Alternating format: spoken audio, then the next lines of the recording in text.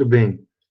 Essa é a disciplina Economia Internacional do curso de Ciências Econômicas da Unifesp, Universidade Federal de São Paulo, tópico 12, Mercados Internacionais de Moeda. Esse material foi enviado antes. E essa discussão sobre mercados internacionais de moeda tem aí 6 tópicos. Introdução, mercado de câmbio, políticas cambiais, regimes cambiais determinantes do câmbio e paridade de juros.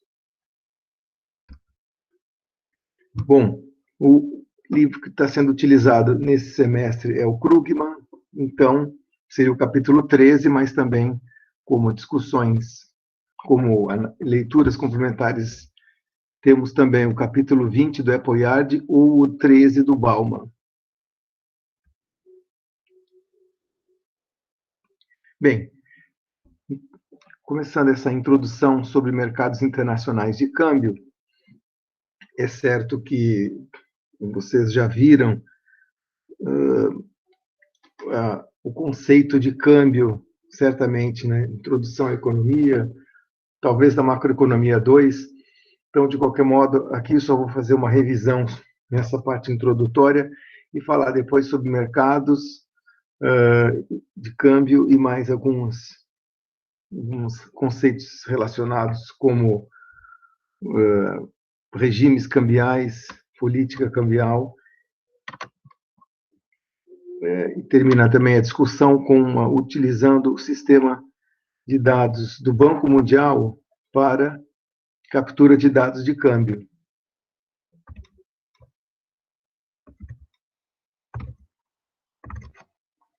Muito bem, a definição de taxa de câmbio sempre, né? A ideia é que a taxa de câmbio nada mais é do que o preço de uma moeda em termos de outra. $1 igual a R$5,36, por exemplo, que era a taxa de câmbio alguns meses atrás. E óbvio que essa taxa de câmbio, esse preço relativo vai mudando ao longo do tempo, e esse, em particular, a taxa de câmbio é um preço que muda bastante com o tempo. Às vezes, dentro do mesmo dia, faz mudanças, variações bem grandes, né?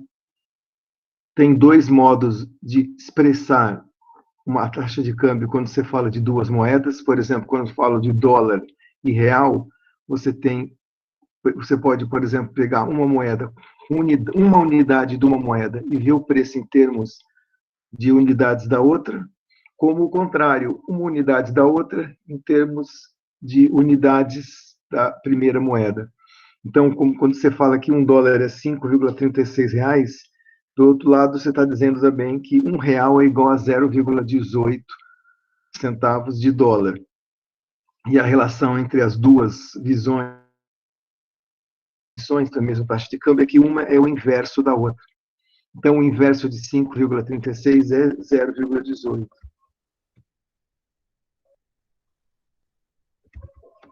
Muito bem. Um ponto importante, aliás, o ponto principal de se utilizar a taxa de câmbio quando você fala de uma economia nacional é que esse preço da moeda dos 2 países, né, preço relativo da moeda dos 2 países, você consegue colocar em termos da outra, tá? Então, eu falo de automóveis importados ou automóveis exportados. Se eu tenho a taxa de câmbio, eu posso converter imediatamente para o preço na outra moeda. Então, tem esse exemplo aí, $10.000 um automóvel, com a taxa de 5,36, você diretamente calcula, né, pela essa multiplicação, que R$53.600 é o preço do automóvel na outra moeda, no caso, reais. Tá? Isso vale para qualquer pares de moeda. Enfim, tudo isso introdutório, só revendo mesmo.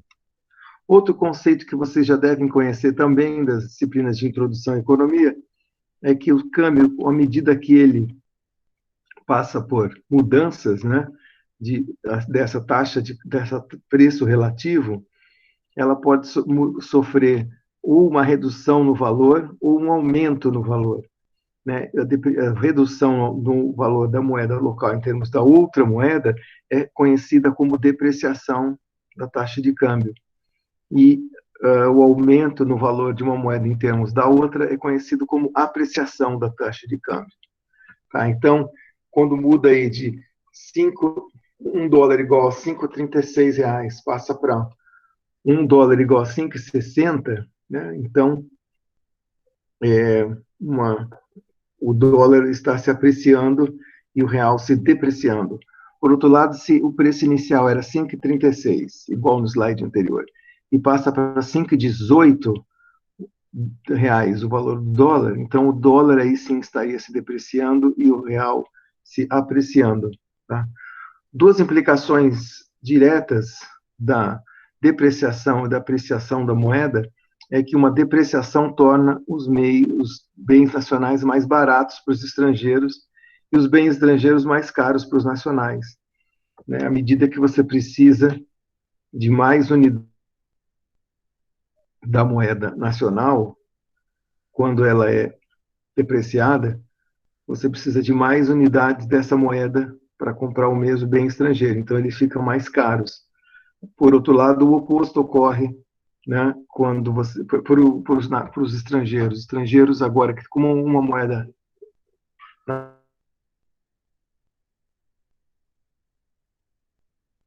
nacional sendo depreciada, os estrangeiros têm a sua moeda relativamente apreciada e têm mais acesso aos bens nacionais. E o oposto disso que eu acabei de falar ocorre quando você tem uma apreciação da moeda nacional. Por exemplo, o real apreciado torna os bens nacionais mais caros para os estrangeiros, porque agora a moeda está apreciada, ou com um valor maior, em termos relativos. E os bens estrangeiros ficam mais baratos para os residentes nacionais, porque a moeda deles está depreciada e a nossa apreciada, portanto, a nossa tem mais poder aquisitivo. Então, são essas duas implicações que ocorrem na apreciação e a depreciação de uma moeda. Muito bem. Outra coisa importante também que a gente vai falar é sobre mercados, né? Sobre mercados de câmbio daqui a pouquinho, em mais detalhe.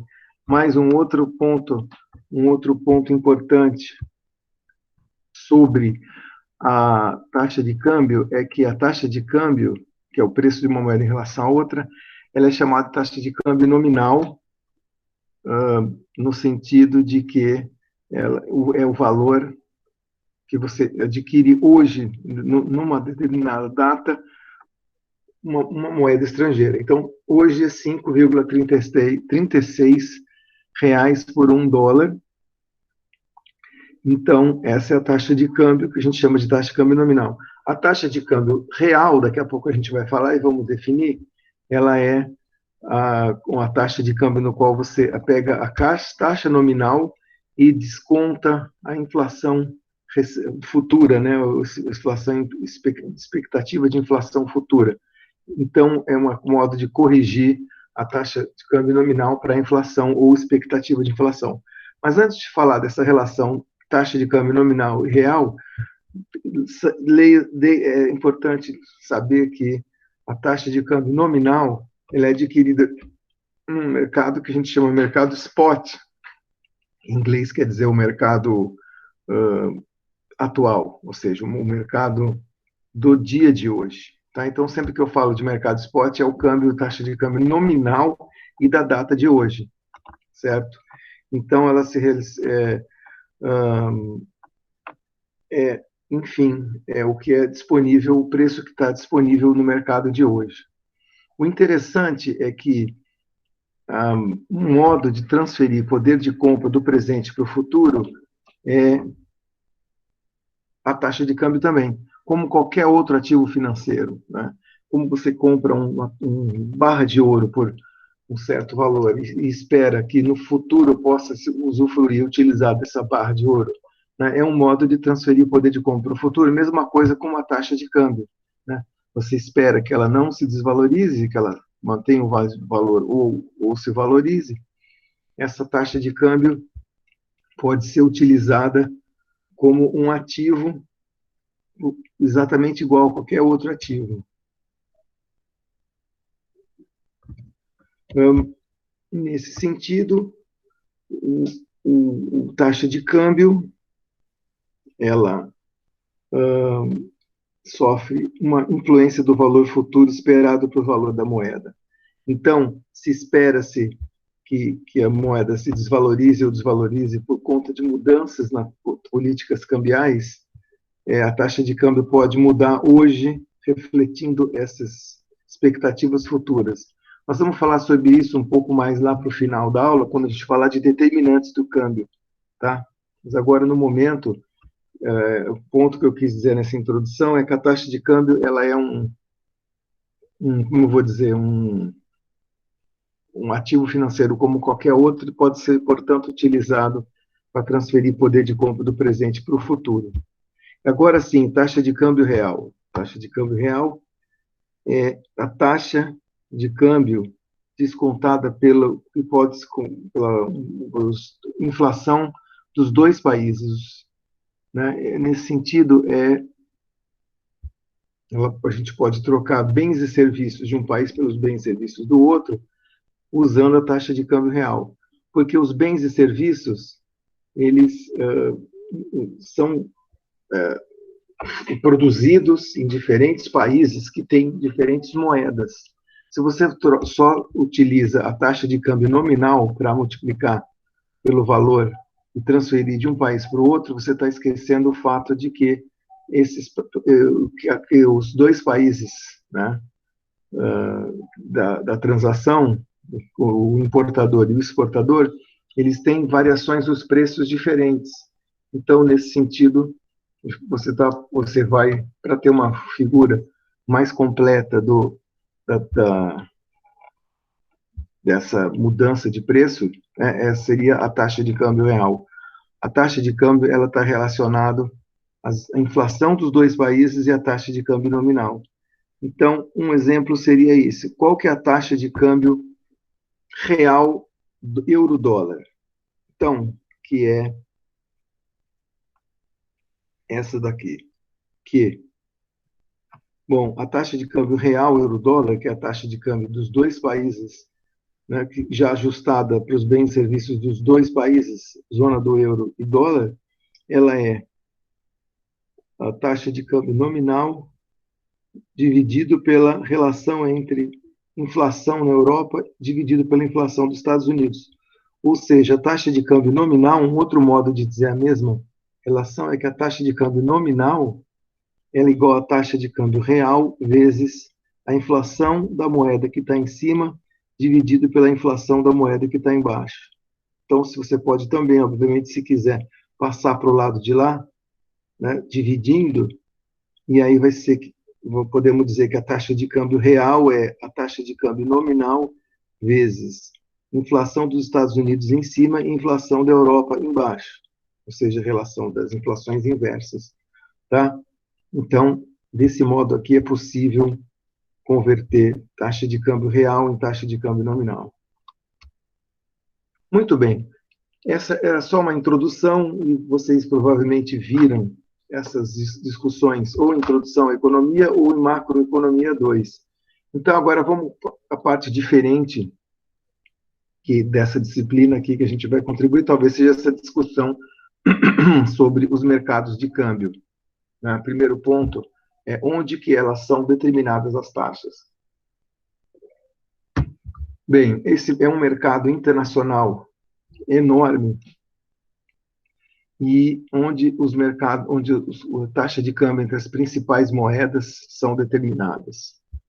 Porque os grandes volumes de troca de moedas de um país pelo do outro são cada vez maiores, dado, como a gente disse, viu, na parte de comércio internacional, dado o grande volume que existe hoje de comércio internacional entre os vários países, e cada vez mais aumentando, né?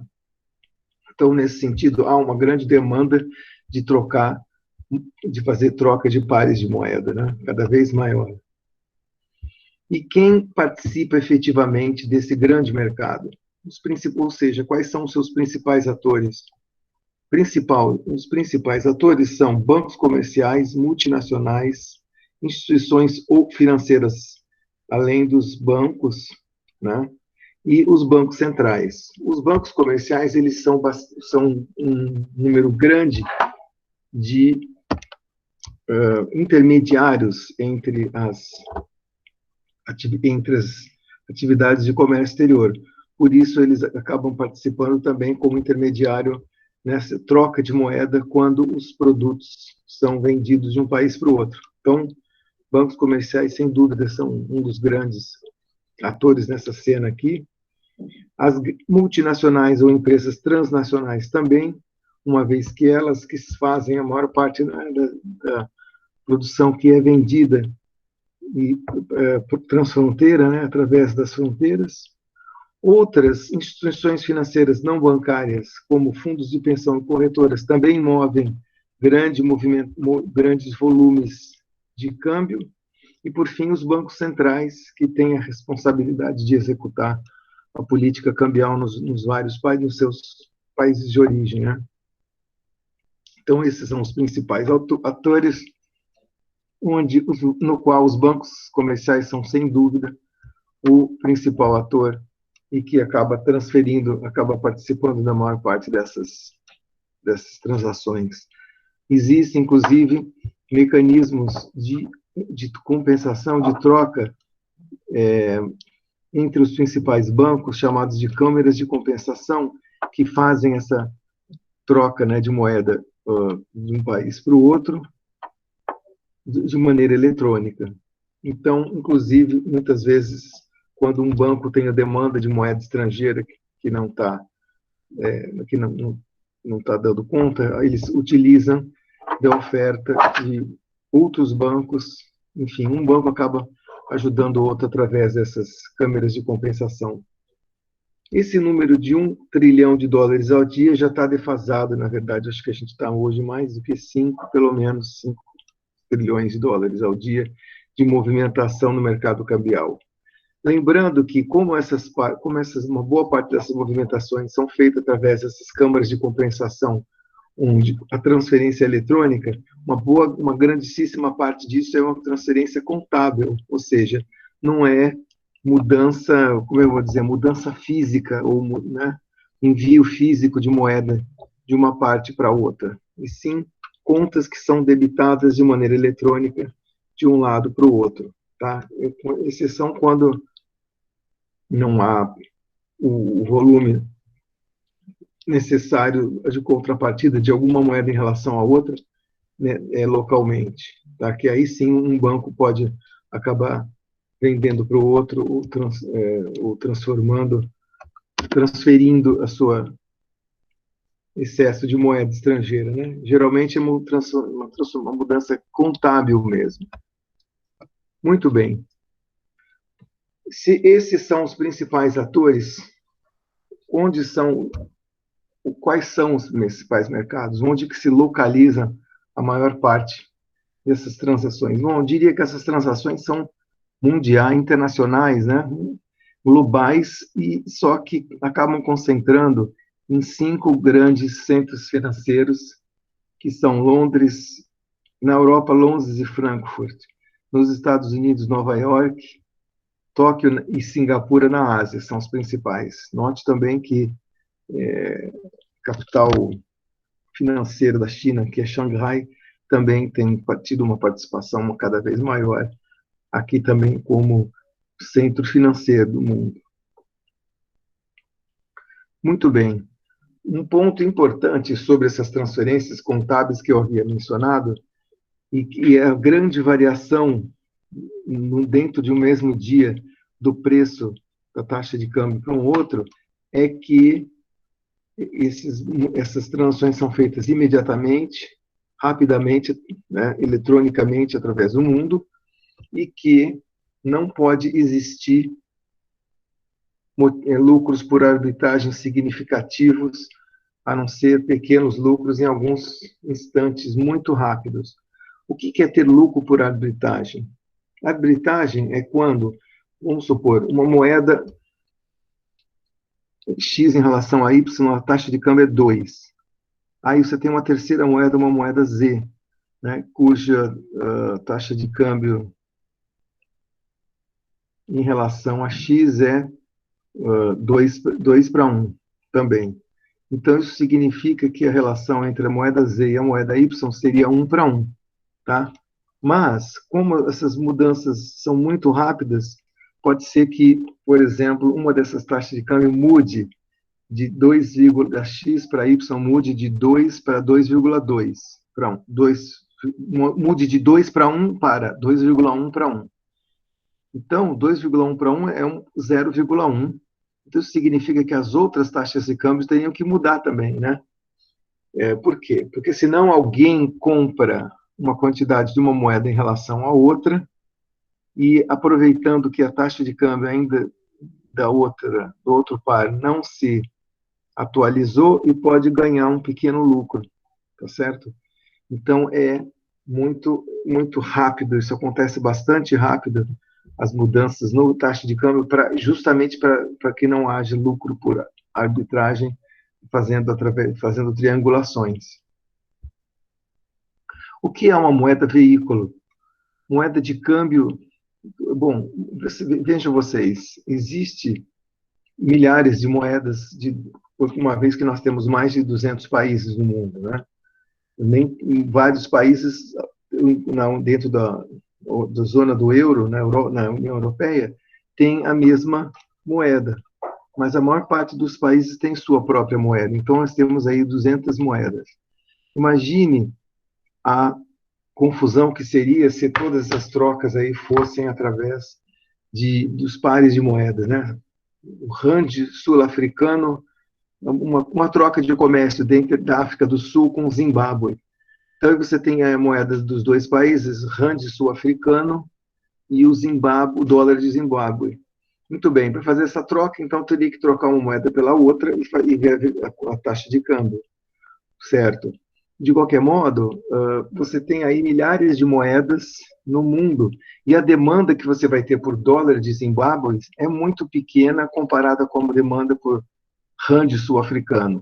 E a demanda por rand sul-africano é muito pequena comparada à demanda por ien japonês, ou o libra do Reino Unido, ou o dólar americano, ou o euro da Europa, ou o yuan da China. Existem algumas moedas que existe uma demanda maior. E por conta disso, você tem muitos contratos internacionais. Então, às vezes, compensa colocar um contrato internacional em termos de uma moeda que tenha mais uso, certo? E aí a ideia é que são usadas algumas moedas que são amplamente utilizadas para fazer contratos internacionais, que são usados um número pequeno de moedas para fazer todo o comércio internacional. Então, a gente vai ter aí, no ano de 2001, por exemplo, a grande moeda veículo era o dólar americano. 90% das transações eram feitas em dólares americanos. Mesmo essa que eu disse aí, uma exportação do rand da África do Sul para Zimbábue, apesar da proximidade dos países, ela podia ser feita em termos do dólar, usando o dólar como intermediário, porque você pode fazer a triangulação, né? Do rand sul-africano para o dólar americano e do dólar americano para o dólar de Zimbábue. Então, você pode fazer essa triangulação, só que o contrato, como ele é feito um contrato internacional, entre empresas multinacionais, por exemplo, prefere-se utilizar uma moeda veículo ao invés de usar moedas menos conhecidas, como essas duas que eu acabei de mencionar, o dólar de Zimbábue e o rand sul-africano. Tá certo? Então, hoje em dia, a gente vê mais de uma moeda veículo. Em 2001 era 90% o dólar, hoje já é uma proporção menor, uma vez que você tem mais transações também feitas em euro, né? E talvez algumas mais também na Ásia em yuans e ienes japoneses. Muito bem. Taxa de câmbio, elas são utilizadas principalmente em dois mercados, no mercado à vista e no mercado futuro.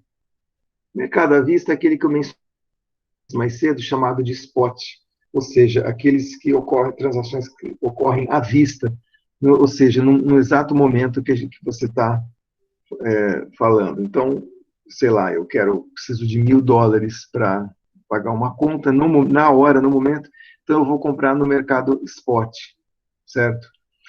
Mas esse não é o único mercado, embora seja bastante maior, né? Existem outros mercados de câmbio também, como o mercado de câmbio futuro, porque muitas transações utilizam-se de datas futuras para serem fechadas, né? Por exemplo, uma exportação de soja. A soja, ela vai ser produzida agora, vai entrar na safra de soja, talvez entre agosto e setembro, e um comprador chinês, né, pode pedir para receber a fazer um contrato de compra de soja para receber em outubro. E então, nesse sentido, não é necessário esperar chegar outubro para fechar esse contrato, e sim, pode-se fechar o contrato agora, em julho, utilizando a data futura de outubro, para uma soja que que está sendo plantada e que vai ser colhida em setembro e enviada para a China em outubro, tá? Então, data futura significa uma data pela qual a gente espera fechar o contrato com que a transação efetivamente ocorra. Bom, a implicação disso é que ela acaba sendo duas taxas um pouquinho diferentes da outra. Então, que nem a gente estava falando que o spot hoje era R$ 5,36 por dólar, tá? Isso se eu quiser comprar hoje. Tá, mas e se eu preciso de dólar para pagar uma máquina que eu vou trazer daqui a 3 meses? Daqui a 3 meses.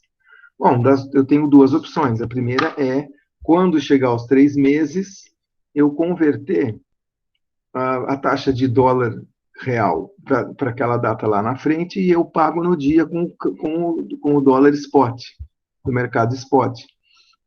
O problema disso é que o dólar spot, na época, ele pode estar uma taxa talvez desfavorável para mim, né? Ou mais desvalorizado ou mais valorizado. Por exemplo, se o real estiver desvalorizado, eu vou ter que arrumar mais reais para comprar o mesmo dólar para pagar a máquina cujo preço é em dólar. Então, talvez seja legal fechar agora uma taxa de câmbio futura para daqui a 3 meses. Então, a taxa de câmbio futura daqui a 3 meses vai ser algo do tipo 5,38, vamos supor. Então, 5,38, eu pago hoje 2 centavos a mais por dólar do que se eu estivesse comprando do spot, do que se eu estivesse comprando no mercado spot. Mas a vantagem é que ela congela, entre aspas, qualquer mudança cambial nos 3 meses. Então, se o real desvalorizar mais e daqui a 3 meses,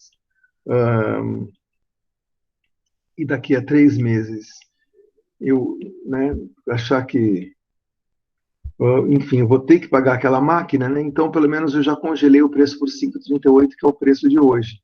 Então, pode acontecer o que for, eu vou receber no futuro por esse valor que eu fechei hoje.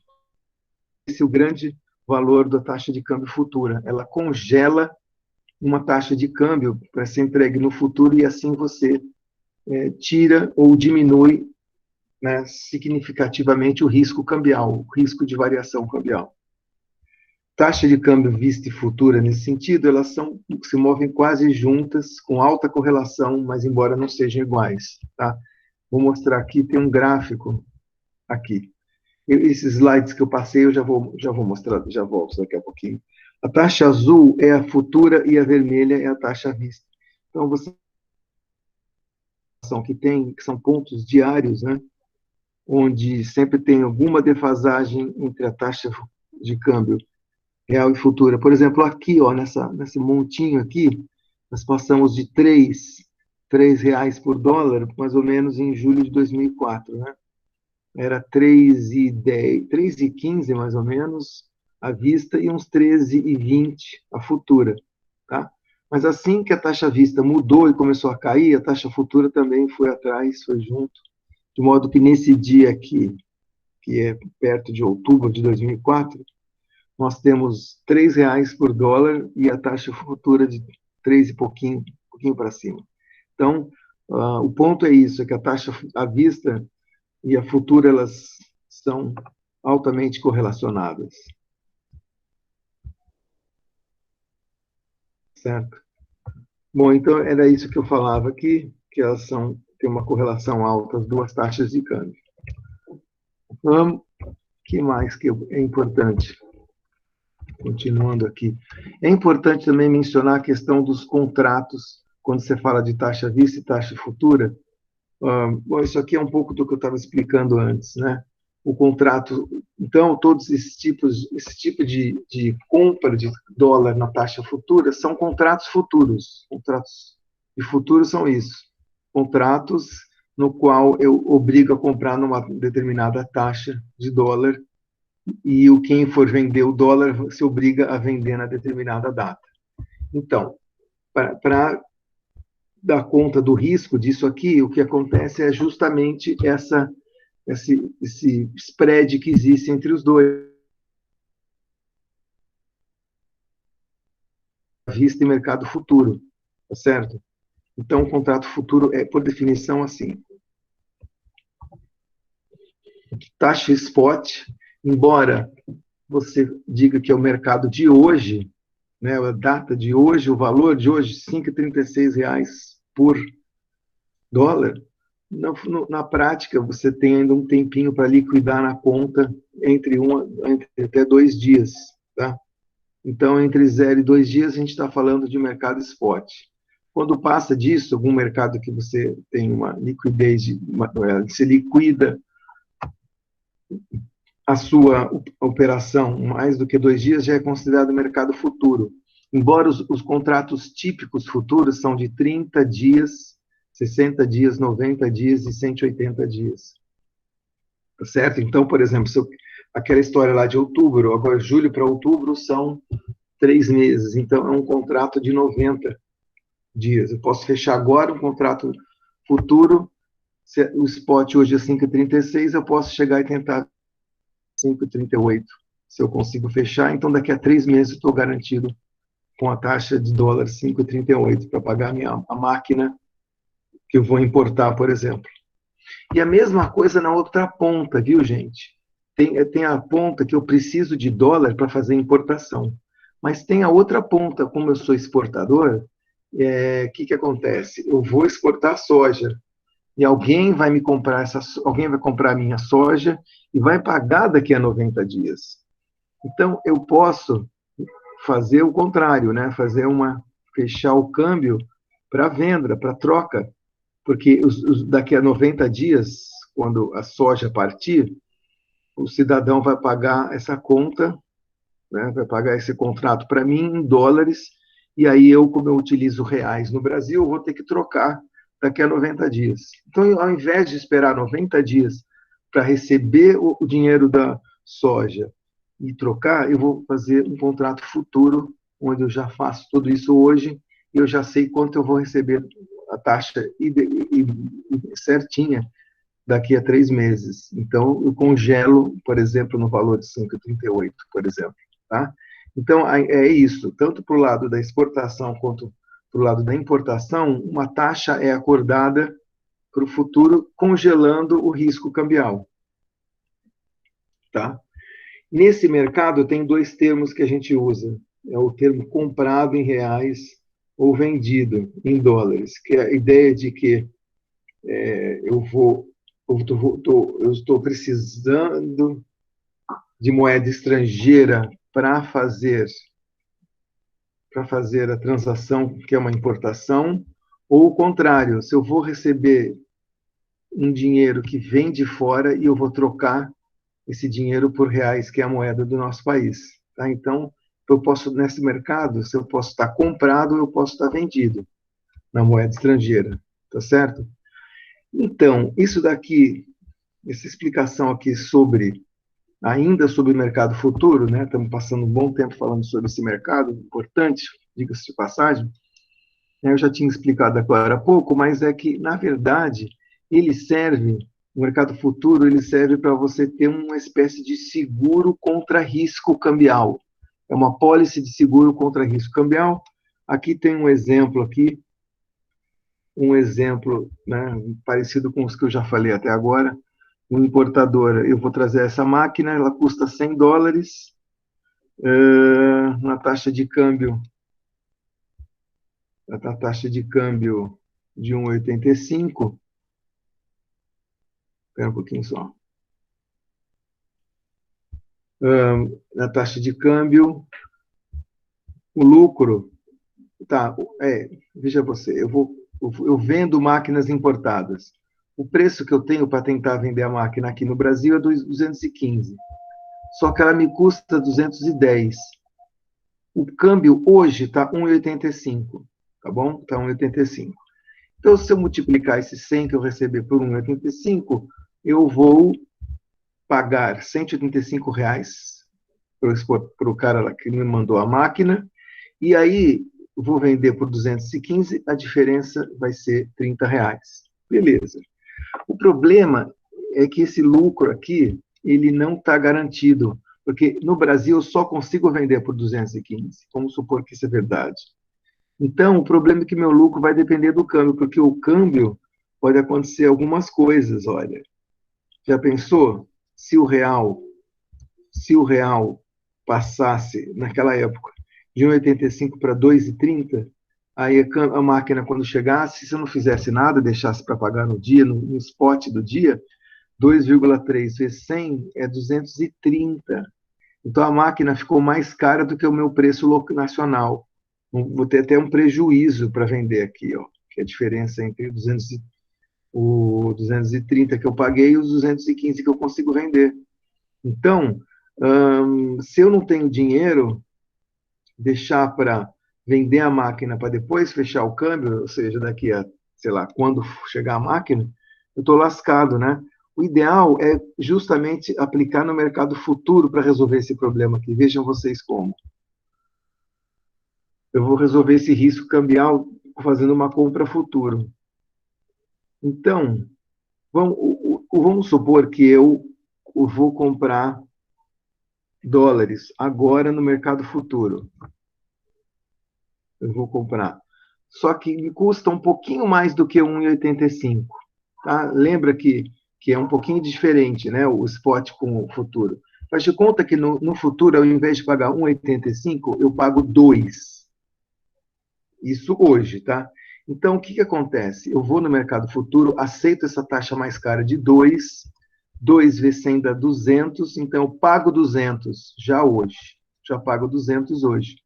Como eu já pago 200 hoje, eu sei que eu vou ter pelo menos um lucro de R$ 15. Por quê? Porque lembra que, volta aqui, lembra que no mercado local a máquina custa 215? Então, congelando pelo câmbio futuro de 2, né, eu pago 200, congelo a taxa de câmbio e vendo, né, pago 200 e vendo por 215 tendo lucro. Então, eu já garanti um lucro, né, de qualquer jeito, independente de quanto o câmbio for lá na frente, tá certo? Independente de quanto for lá na frente. Isso se chama hedge, uma operação de hedge, ou hedge em inglês quer dizer proteção, né? Ou seja, uma proteção para o risco cambial. Gente, essa ideia de hedge, de mercado futuro de moeda estrangeira, é relativamente recente. Tem só pouco mais aí de 60 anos, né? Que nasceu na Bolsa Mercantil de Chicago, 60, não, 50 anos, por aí. 1970, ano que vem vai fazer 50 anos, né? 1972, que nasceu na Bolsa de Chicago. Então, é relativamente recente e justamente é o período em que as transações de comércio internacional explodem, né? Aumentam nos últimos anos aí, e há uma grande demanda por proteção cambial, certo? Os contratos futuros são padronizados e tende a ter lotes pequenos e uma data de vencimento. Eu acho que esses lotes pequenos, na verdade, hoje em dia você pode fazer quanto que você quiser. Data de vencimento que são padronizadas, em geral, são 30, 60, 90 e 180 dias, tá? Uma coisa importante para não confundir, não confunda dólar futuro com previsão do dólar no futuro, tá? Ou seja, o dólar futuro é isso aqui, ó. É essa curva azul. Cada dia, a taxa à vista é a vermelhinha, está aqui, e o dólar futuro dela é o azulzinho do dia. Ou seja, quanto que estão cobrando a mais, aquele pouco que estão cobrando a mais para congelar o risco cambial, para fixar uma taxa de câmbio. Você paga essa diferencinha, é um dinheiro que você desembolsa, mas pelo menos risco cambial não tem mais. Então, note vocês que isso é bom para o produtor de soja, para o cara que vai comprar a máquina, né? Por um lado, pelo lado de que você congela o risco cambial. Por outro lado, o que acontece é que talvez a taxa de câmbio tivesse mais favorável para você na data específica. Tá? E isso daqui não pega. Em outras palavras, aqui o câmbio ele foi para 2, então eu pago 200. Se eu tivesse esperado, e não comprado o dólar futuro, o que ia acontecer? Ia passar 30 dias, vamos supor, estava 1,85. E se o câmbio fosse para 1,60, 1,50? Se fosse para 1,50, olha o que ia acontecer. Eu ia pagar 1,50 vezes 100, ia pagar 150 e meu lucro ia ser bem maior. O problema é que na taxa de câmbio de hoje, essa taxa de câmbio flutuante, que o valor pode tanto aumentar quanto diminuir, você não sabe para onde vai. E podia acontecer o contrário, podia acontecer do dólar ser R$3, né, lá no futuro, e 3 vezes 100, você ia pagar 300, o prejuízo é enorme, né, de câmbio. Por isso que vale a pena contratar essa apólice de seguros, independente para onde que vai aí a direção do câmbio, tá? Então, é isso. Nesse mercado futuro, nós temos o hedger e temos especuladores. O especulador é isso, né? O hedger é isso que a gente acabou de ver. Ele vai ele entra nesse mercado que é para tirar flutuações indesejadas do preço. Então, se o dólar hoje é 1,85, voltando aqui um slide, se ele é, voltando mais um slide, se ele está como 1,85 hoje, eu vou receber pela soja $100, eu vou receber, se eu fechar o contrato no 2 vezes 100, R$100, vezes 2, né? Vai dar 200, então vai receber 200. E o cara da máquina vai pagar 200, mas está fixo, né? Ele não especula, ele não quer lucrar com isso, ele quer receber o dinheiro da venda da soja. Agora, existem especuladores nesse mercado. Os especuladores, eles tentar acertar o preço, né, a variação do preço, a direção do preço. Por exemplo, aqui nessa fase aqui, o preço estava subindo, vale a pena eu especular, comprar aqui do mercado de dólar e esperar para vender lá em cima quando o preço baixasse. Podia ser aqui, ou então aqui, que efetivamente o preço começa a cair a partir daqui. De qualquer modo, se eu vendesse aqui a 2,50 e comprasse a 2,50 e vendesse a 3,50, ou mesmo aqui embaixo a 3, teria um bom lucro, né?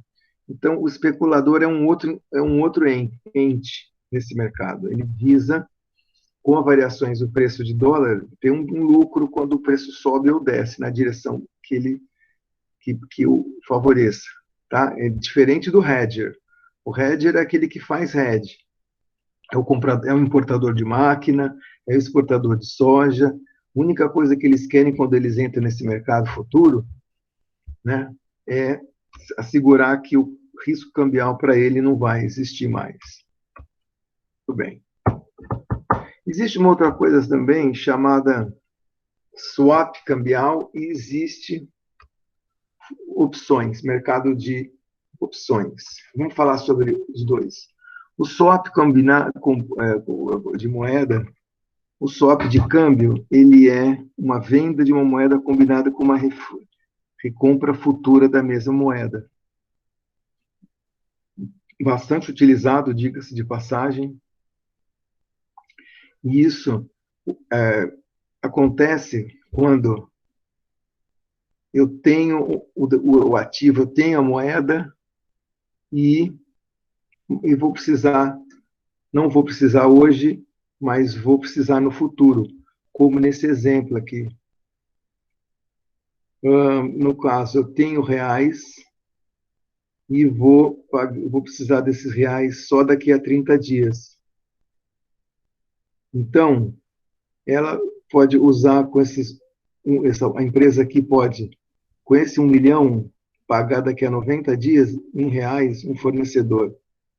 Então, o que ela pode fazer? Duas coisas. Comprar dólar à vista e vender dólar futuro. Como assim?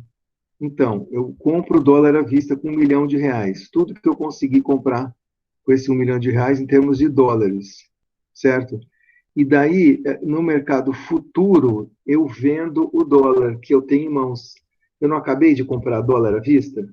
Então, com esse dólar à vista, eu vou no outro mercado e vendo esses dólares para receber reais trocados no futuro. Tá? Então, eu guardo esse lucro e daqui a 90 dias, que é só 90 dias que eu vou precisar pagar, eu vendo lá na frente, 90 dias para frente. Então, o swap é quando você faz esse tipo de combinação entre as duas operações.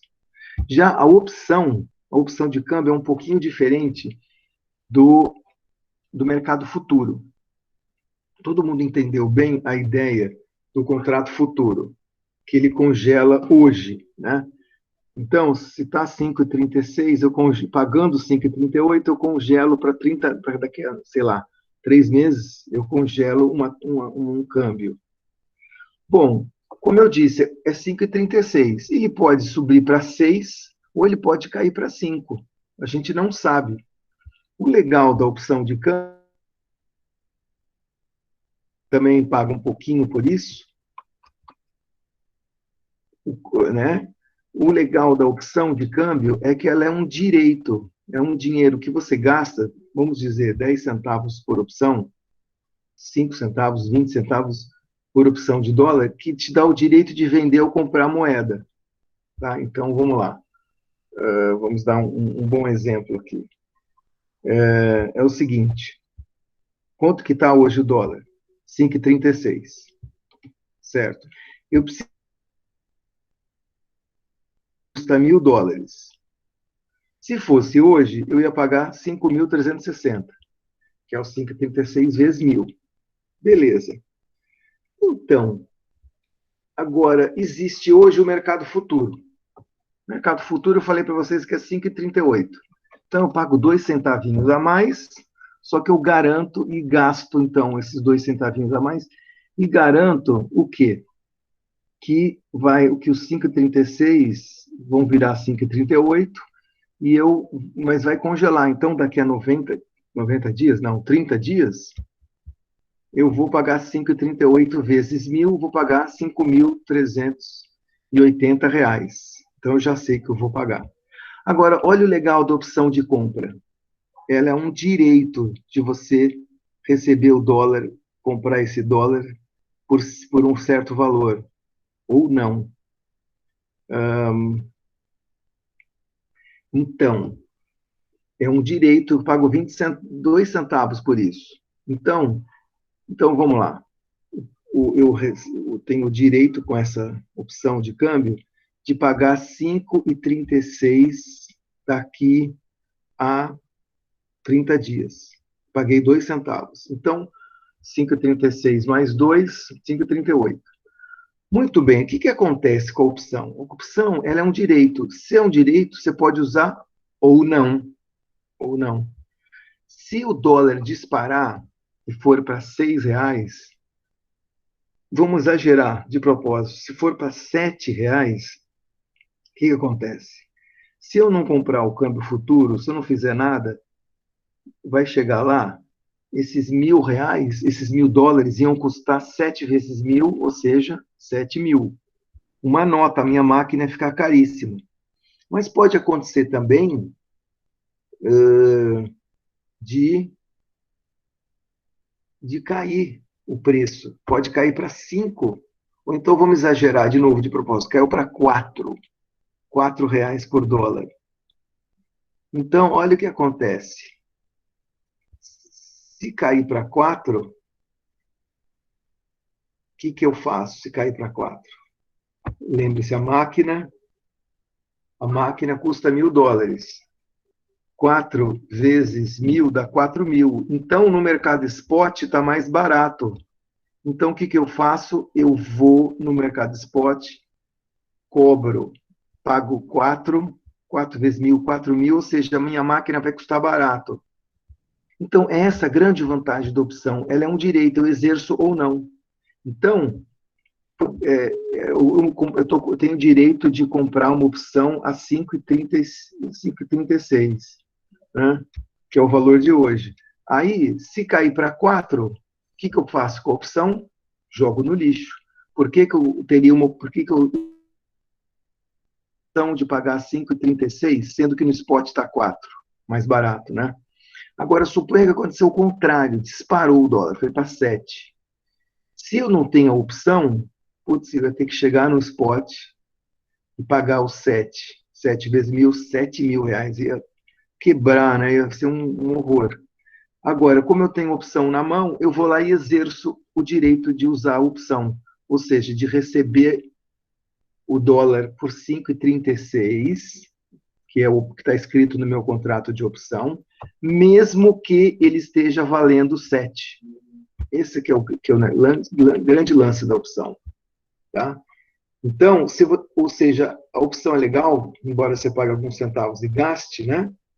Ela te dá o direito a comprar por um valor bom lá no futuro. Porque se disparar e for contra você, você está protegido. Se for ao seu favor, você não usa a opção e usa o mercado spot.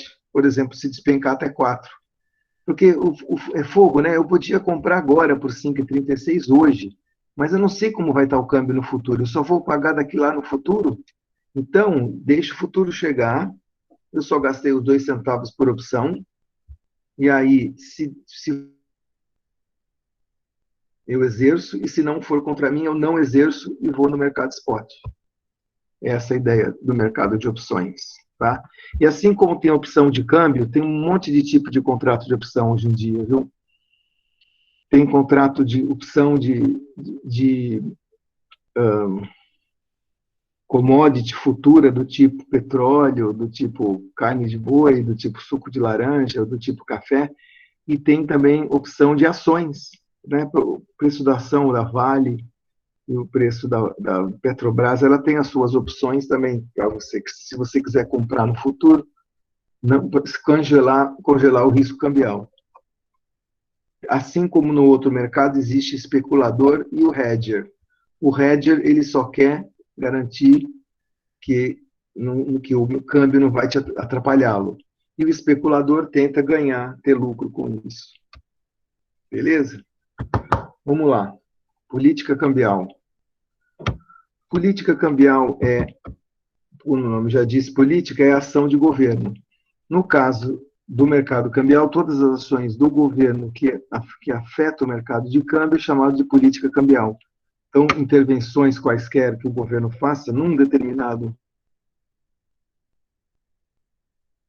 uma moeda ou vendendo a outra, que nem no mercado dólar real, está R$ 5,36 por dólar, o governo pode sair vendendo dólar, tentando diminuir o preço do dólar em relação ao real. Por exemplo, isso é uma intervenção de política cambial. Tá, até aí tudo bem. E o que são regimes cambiais? O regime cambial é um arranjo institucional que cada país adota para quê? Com o objetivo de fazer conversões de moeda, da sua moeda em relação às outras. Então, como é o regime cambial do real, da moeda real no Brasil hoje em dia? Existem dois conjuntos básicos, né, de arranjos cambiais: os regimes de câmbio fixo e os regimes de câmbio flutuante. Tem alguma coisa, outros no meio, mas que são, na verdade, variações de um outro regime. Então, vamos ver o regime fixo e o regime flutuante, e as variações do flutuante que existem. O fixo também tem os seus, uh, os seus o fixo é o fixo, né? É o regime de câmbio no qual a taxa de câmbio entre duas moedas é sempre mantida numa taxa fixa. Por exemplo, um peso argentino igual a um dólar americano. Um peso argentino igual a um dólar americano. Essa taxa de câmbio 1 para 1 significa que sempre que você trocar uma moeda pela outra, tem que pagar uma unidade da outra. Certo? Esse é o câmbio fixo. O câmbio flutuante, ele é o oposto. Não existe uma taxa, um valor fixo de troca de uma moeda pela outra. Esse valor, ele é formado no mercado cambial, através de demandas, oferta e demanda dessas moedas. Tá? Claro que pode ter também outras coisas influindo, né? Por exemplo, uma intervenção de governo. Mas no câmbio flutuante, para valer, a demanda e a oferta por moeda vai dar o preço de uma moeda em relação à outra, sem ter intervenções de governo. Voltando um pouquinho para o slide anterior, o câmbio fixo, esse 1 para 1, por exemplo, né, o que acontece? Para manter uma taxa de câmbio sempre 1, lembra que, na verdade, o câmbio ele é fruto de uma série de coisas que influenciam nesse preço. Obviamente que são coisas que afetam tanto a oferta quanto a demanda por câmbio. Então, se está R$ 5,36 por dólar, ou fechou esse valor, em um determinado dia, né, podia estar 5,38, ou podia estar 5, ou podia estar 6, mas são coisas que influenciam, né? Para você manter sempre fixo, 1 para 1, como que você consegue? Como é que o governo consegue? Intervindo o tempo todo. Ou seja, entrando nesse mercado de câmbio, quando o câmbio está tendo alguma pressão altista, ou seja, 1 para 1 passar para 2 para 1, ele agir na direção oposta, vendendo ou comprando, de modo a fazer com que o câmbio volte para o valor fixo original. Então, vamos supor, um peso argentino, um dólar. Aí tem uma coisa no mercado que faz com que o peso se desvalorizasse. Passaria para 2 pesos para 1 dólar. Aí, no câmbio fixo, o que o governo tem que fazer? Né? No caso, sair vendendo dólar para aumentar a oferta de dólar, para aí o preço do dólar em relação ao peso cair, ou seja, o peso se fortalecer até que volte 1 para 1. E sempre isso, tanto para apreciação quanto para depreciação, tanto para cima quanto para baixo. Então, é muito difícil de manter taxa de câmbio fixo por causa disso, porque existem pressões na oferta e na demanda por câmbio que fazem com que essa relação fixa seja difícil de manter ao longo do tempo. Então, poucos países conseguiram manter câmbio fixo por um bom tempo, e hoje em dia a tendência tem sido manter regime de câmbio flutuante. O outro oposto do regime de câmbio fixo é o arranjo básico chamado de regime de câmbio flutuante, que, como eu já disse, oferta e demanda por essas moedas fazem com que o preço suba ou desça de uma moeda em relação à outra, tá certo? Quando não há intervenção de governo nenhuma, é o chamado regime de câmbio flutuante puro. Agora, é difícil para burro você manter esse câmbio numa faixa de preço que fosse estável, tanto do ponto de vista das exportações quanto das importações. Vocês viram que mudança no câmbio faz mudar o preço relativo do produto, né? E aí ele pode ir ou para cima ou para baixo. E aí acaba afetando ou exportador ou importador, né? Então, desvalorizações contínuas são ótimas para os exportadores, porque eles recebem mais da moeda nacional em termos da moeda estrangeira, mas é péssima para os importadores, que têm que gastar cada vez mais para trazer o produto importado. O oposto ocorre quando tem apreciações, né? Com grandes apreciações, é fácil importar e difícil. Então, e aí, o que se faz, né? Então, em tese, o ideal seria manter o regime de câmbio flutuante. O problema é que o governo, às vezes, ele quer dar aquela, vamos dizer assim, estabilizada, entre aspas, no que ele acha que é estável, um câmbio estável. E aí ele acaba influenciando no governo, no mercado de câmbio, influenciando tipo venda de câmbio ou compra de câmbio. Aí entra o que a gente chama de regime cambial flutuante sujo, que é intervir no mercado de câmbio as quantas vezes for necessário para manter uma certa taxa de câmbio. Tá? O que ocorre é que, na prática, mesmo países como Estados Unidos, que tem um câmbio bastante flutuante, ocorrem algumas intervenções de governo. Até porque é um mercado de câmbio, vocês viram, né? 5 trilhões de dólares. É muito grande, tem muita gente, e nesses movimentos enormes, tem muito movimento de fundamento, né?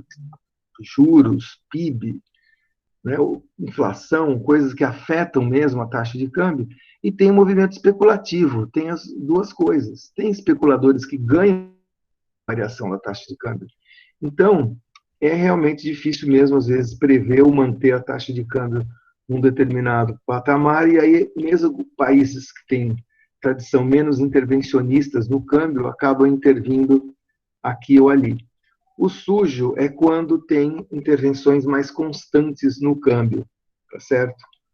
Enquanto que o câmbio flutuante são aqueles que, em tese, quase nunca tem intervenção do governo, poucas intervenções do governo. O regime de bandas cambiais é um que foi utilizado aqui no Brasil no Plano Real, que era o seguinte: a ideia era um quase fixo, era um flutuante meio fixo, em outras palavras. A ideia era manter, na época, a ideia era manter a taxa de câmbio real-dólar. O dólar era importante para a nossa estabilização, até porque nós estávamos saindo de um regime de hiperinflação. A ideia era usar o dólar como âncora, tá? Ou seja, para segurar aumentos de inflação, para tentar fazer a inflação cair cada vez mais.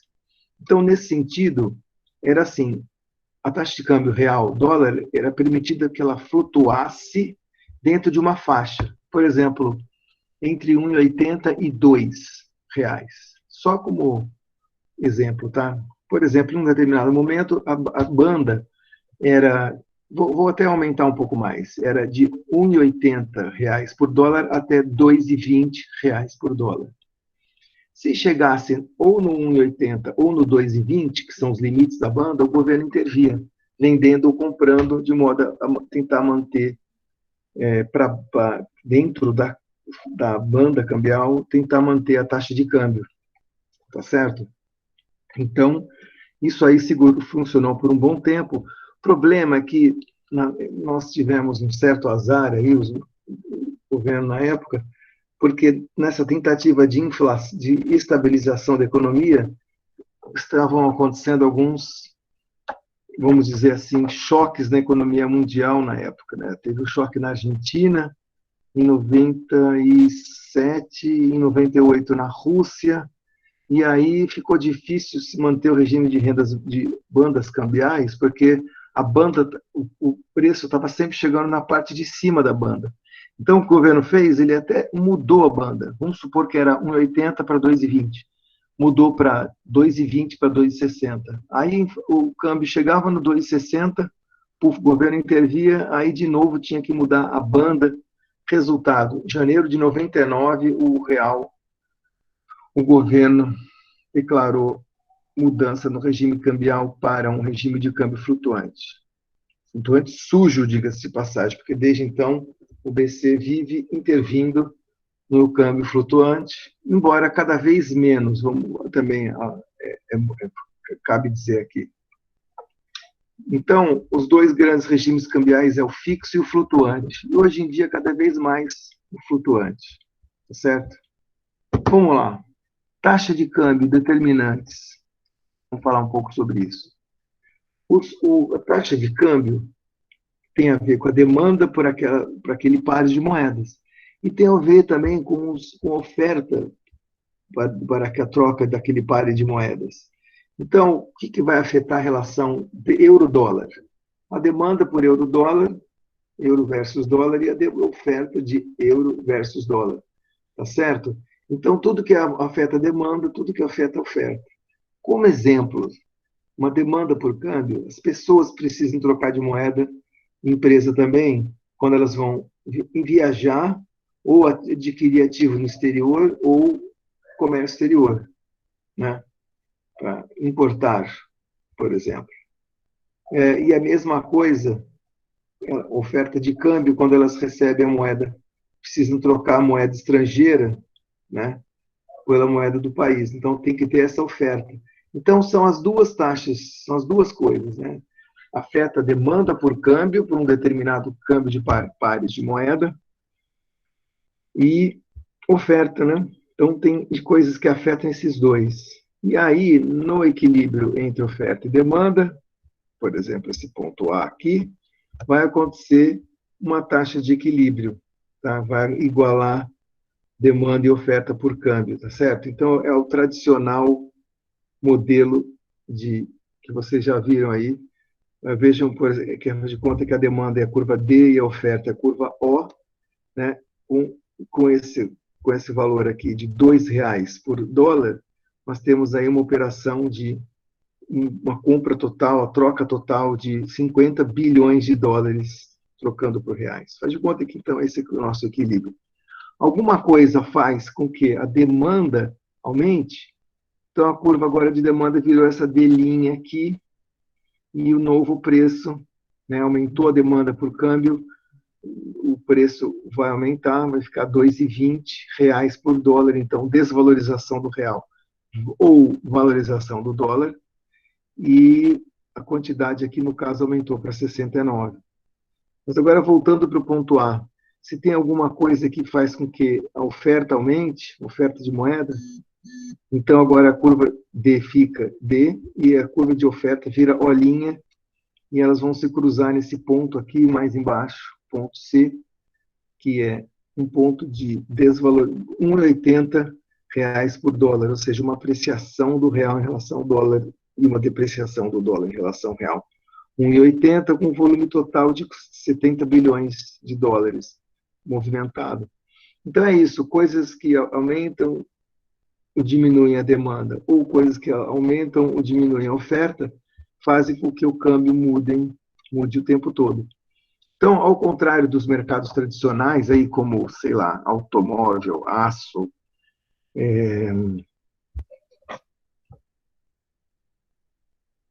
tomate, alface, pão, enfim, ao contrário dos produtos, bens e serviços estáveis, em que essa mudança é um pouco mais lenta, no caso do câmbio, isso aqui fica mudando o tempo todo. Tá? Abre o mercado com 2, né, o mercado, de repente, foi caindo o preço, sei lá, a oferta foi aumentando, foi caindo, foi aos poucos se movendo até chegar nessa curva e chegou em 80. Depois, pode acontecer de ter um aumento de demanda que faz vir para esse ponto aqui, né? Aqui em cima, 2 e pouco, enfim. E no final do dia fecha a 2,20 nessas condições de oferta e demanda aqui, tá? Isso pode acontecer e acontece bastante. O ponto é que o mercado financeiro ele varia muito rápido, tá? O que mais? Finalmente, então, se a demanda e a oferta por câmbio é que afetam o taxa de câmbio, que tipo de fatores afetam a demanda e que tipo de fatores afetam a oferta por câmbio? Bom, aí estão listados alguns deles, né?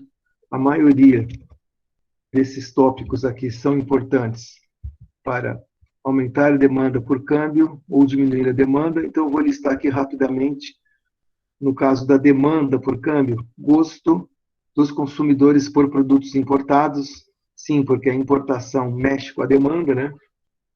Tanto o gosto a mais, cada vez maior ou cada vez menor pelos produtos importados, nível de preços relativos entre os produtos no país e no exterior, ou seja, as duas taxas de inflação, muito importante, e mudanças nesse diferencial mais ainda. Vamos supor que o câmbio está estável entre R$ 5 por dólar. De repente, a inflação lá fora dá um pulo ou diminui. Ou então, de repente, aqui a inflação aumenta e lá fora está estável, já afeta a demanda por câmbio, certo? Outro fator importante é o PIB e a renda doméstica. Aumentos ou diminuições nessas duas variáveis são importantes para afetar a demanda por câmbio também. Taxa de juro relativa, ou seja, a diferença dos juros no país e no exterior, né? A famosa paridade de juros, ela é bastante importante, e expectativas de variação futura da taxa de câmbio. Então, também aqui, né, tipicamente, né, fator microeconômico aí, variações no câmbio que você espera que ocorram no futuro podem já afetar o câmbio hoje, para cima ou para baixo. Então, do lado, então, aqui da oferta, da demanda é isso. Do lado da oferta, parecido também, só que como a gente está tratando de oferta de câmbio nacional, então aí, no caso, o gosto dos estrangeiros por produtos domésticos, né, ou seja, aumento ou diminuição das exportações, nossa, pode aumentar a oferta de câmbio. O que mais? De novo, a diferença de inflação entre os dois países. De novo, a diferença da PIB e renda, só que agora o PIB e a renda do exterior, né, porque eles afetam a oferta de câmbio. E a diferença da taxa de juros dos dois países, de novo, a paridade, teoria da paridade dos juros, e a expectativa de variação futura da taxa de câmbio. Então, tem alguns fatores aí que são iguais, tanto para a oferta quanto para a demanda, e alguns que são ligeiramente diferentes. Mas, enfim, tipicamente esses são os fatores que afetam demanda e oferta por câmbio, e, por conseguinte, o equilíbrio no mercado de câmbio. Para terminar essa discussão, antes de passar para o exercício e a atividade de hoje, que é o finalzinho, né, eu queria mencionar rapidamente aqui a relação da teoria da paridade de juros, que é uma equação que amarra as variáveis externas e variáveis internas, né? Porque eu tenho aqui a taxa de juros num país, então uma variável interna aqui. Aí ela é ligada, enfim, a taxa de juros é um preço fundamental na economia nacional, certo?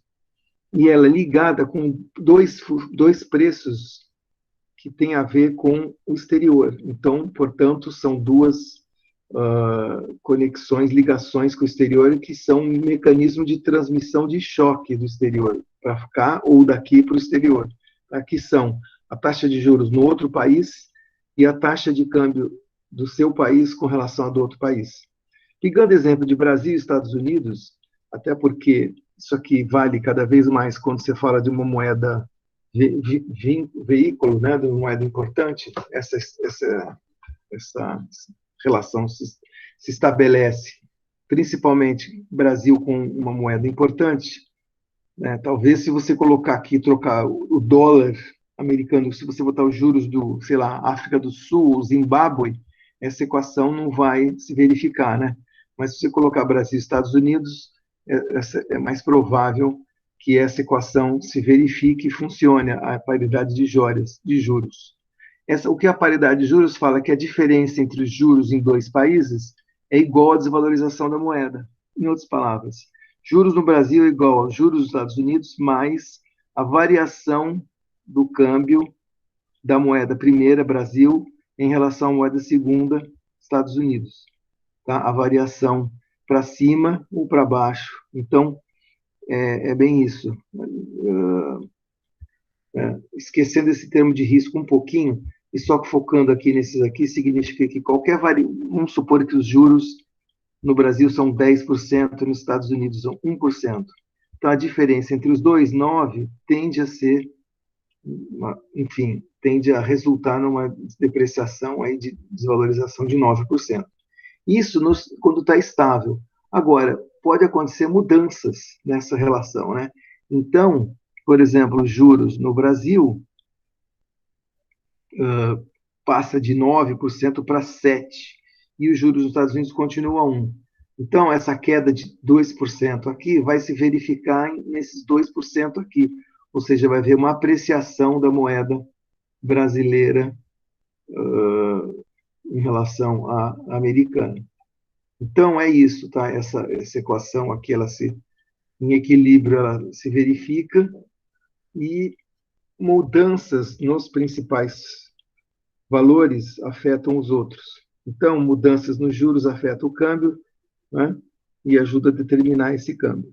Só que verificou-se tem países que têm, principalmente países em desenvolvimento, que têm economias um pouco menos estáveis, que aquela equação aqui só se verificava quando você colocava um outro termo a mais aqui, né, para ajustar, que eu só investiria no Brasil se tivesse um risco a mais.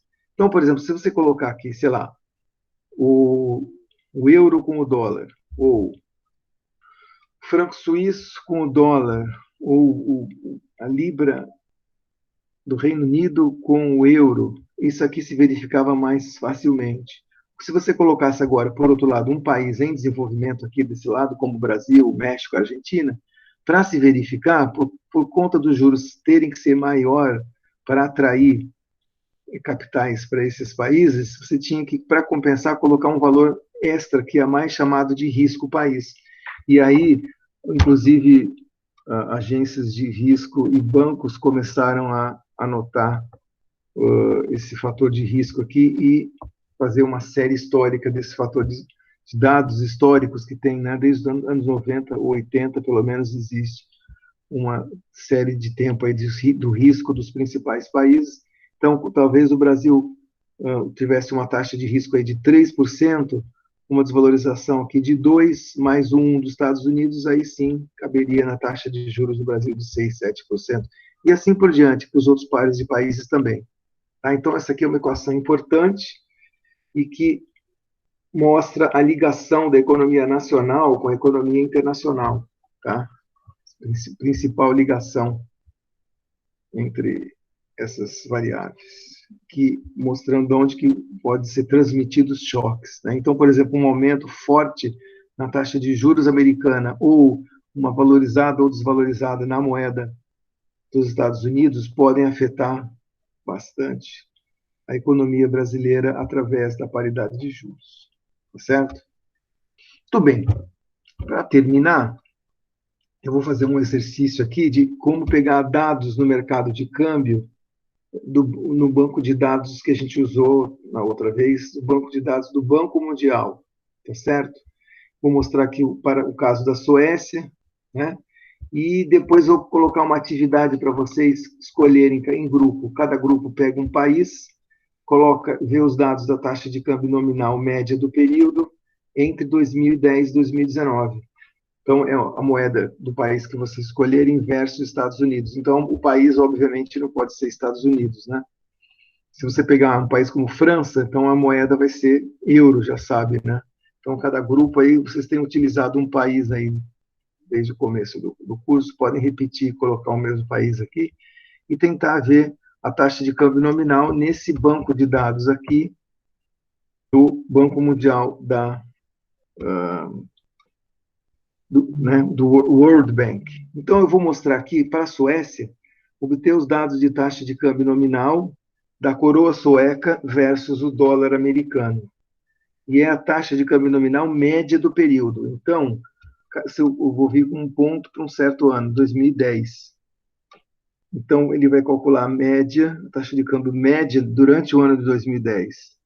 Eu sei que isso não é uma boa estimativa do câmbio, aliás, como eu disse, câmbio flutua muito ao longo do tempo. Vocês viram aquele gráfico que eu mostrei agora há pouco aí do câmbio do real dólar no spot e no futuro, vocês viram quanto que variou, né, naquele período. Mas, de qualquer modo, eu vou tentar calcular o banco de dados do Banco Mundial, ele dá pelo menos isso, né? Ele dá um valor de taxa de câmbio nominal média do período, tá? Tem outros também. Tem a taxa de câmbio real efetiva, que eu vou até pular isso aqui, mas eu vou dar só mostrar mesmo a taxa de câmbio nominal média do período. E tem no fim do período, enfim, vamos lá. Vamos ver se eu consigo abrir aqui. Foi.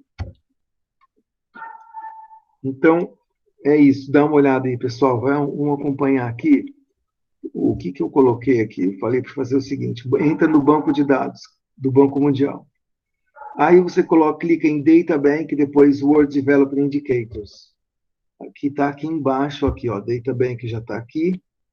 O World Development Indicators é um dos vários bancos de dados que o Banco Mundial tem, por exemplo, os indicadores de capacidade estatística. Mas então vamos entrar aqui direto no World Development Indicators.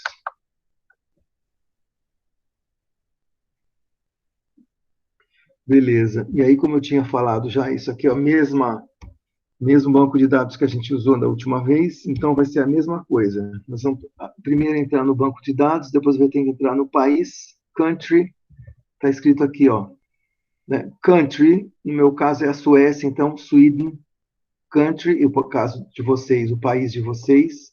Depois eu vou entrar em séries e vamos pedir essa série aqui, ó. Chama Official Exchange Rate, LCU per Dollar, Period Average. E depois entra em tempo, time, 2010 a 2020, e aí aplica as mudanças, apply changes. Então, calma aí, vamos lá. Escolher o país e a série, só uma série. Official Exchange Rate, taxa de câmbio oficial. Esse LCU aqui significa Local Currency Unit, ou unidade de moeda local. Então, qual é a moeda local no caso da Suécia? Vai ser a coroa. Então, os dados vão ser em coroa sueca por dólar. Period average, média do período. Então, no caso aí, não vai ser fim do período, porque você podia pegar a taxa de câmbio no dia 31 de dezembro, que é end of period, né? Fim do período. Não, eu vou usar a média do período, média do ano. E depois eu vou procurar por cada ano aí, de 2010 a 2019. Beleza? Então vamos lá. País, Suécia. Onde que está? Então eu posso ir direto na letra S aqui ou escrever Sweden. E clica na lupinha. Será que ele achou? Achou, está aqui a Suécia. Então clica na caixinha dela. Beleza, vamos lá ver. Agora, depois do país é a série. A série é Official Exchange Rate. Então vou lá, eu vou aqui nas séries, clique em séries. Aí apareceu uma caixinha aqui, deixa eu descer. Como que era o nome mesmo? Official Exchange Rate. Tá. Então vou botar Official Exchange Rate. Taxa de câmbio oficial. Clica na lupa. Aí ele trouxe aí um monte de lixo, começando com a letra A. Então, para vocês acharem que ele não deixou de trazer, eu vou clicar na letra O, Official, né? Olha lá, ele já trouxe logo aqui, ó. Official Exchange Rate. Ah, então. Tá vendo? LCU per dollars, period average. Então já achou logo de cara que é a taxa de câmbio. Então clica nela. Se tivessem outras coisas, vocês iam clicando aqui procurando, tá? Então eu posso ou escrever aqui ou sair procurando. Já achei a série de dados. Agora eu quero os anos, desde 2010 até 2019. Agora vamos descer aqui, ó. Time, clica em time. Tudo bem, 2010 até 2019, né? Então eu vou clicar ao contrário. 19, 18, 17, 16, 15, 14, 13, 12, 11 e 10. Pronto. Não faço mais nada, que mais? Time, aí clica em Apply Changes. Onde que está o botão de aplica as mudanças, apply changes. Eu acho que está um pouco lá para cima. Tá aqui, ó. Apply changes. Carregando. Parece que não fez nada, mas fez. Quer ver? Os dados estão aqui. Agora eu vou clicar em Download Options. Opções de download. Em Excel.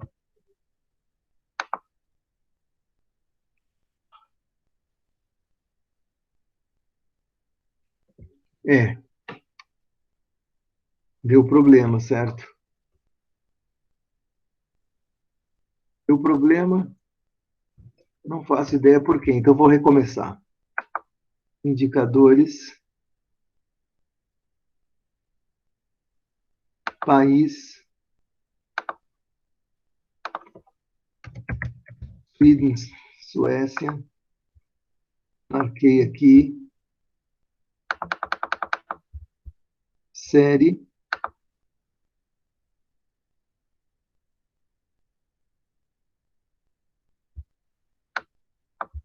Escreve aqui Official Exchange Rate.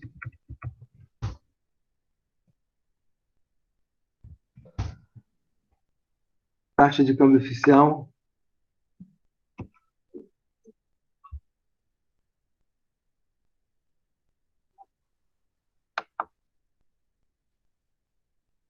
Letra O.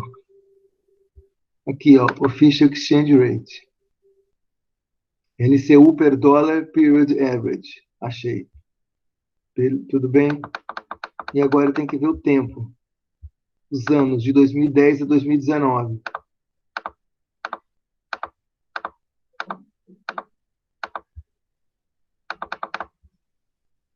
Pronto, 2010 a 2019.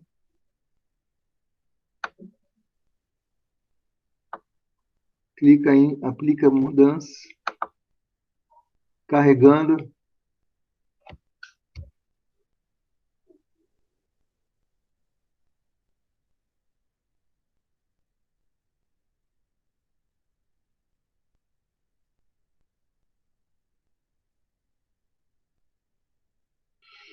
Parece que o banco de dados está com problema aí, desligado. Deu um pane. Está cansado, com sono, alguma coisa. Já fiz isso hoje de tarde para ver se dava certo e deu certinho e agora esse downloading aqui ele está com problema. Quando termina aqui o download, nós teríamos que ir para o Excel. Vamos ver se ele conseguiu.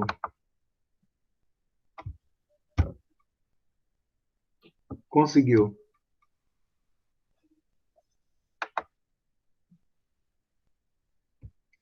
Só que por algum motivo só pegou os dados de 2010 até 2013. Tá vendo aqui, pessoal, que 2014 para frente deu pau? 2010 até 2019, 7,2.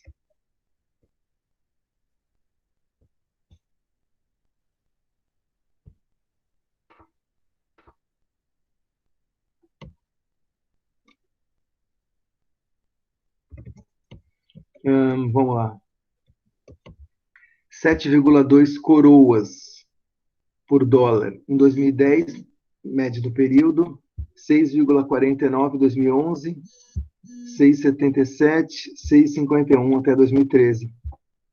Para frente não apareceram os dados, embora eu tenha esses dados. Está aqui, ó. Eu consegui plotar esse gráfico. Eu acho que foi naquela hora que estava carregando os dados, ele deu um loading aí, deu problema. Bom, enfim, se vocês tiverem problema, a gente refaz aí. Mas o ponto é que conseguir fazer aqui, é só seguir isso aqui passo a passo, que é bem.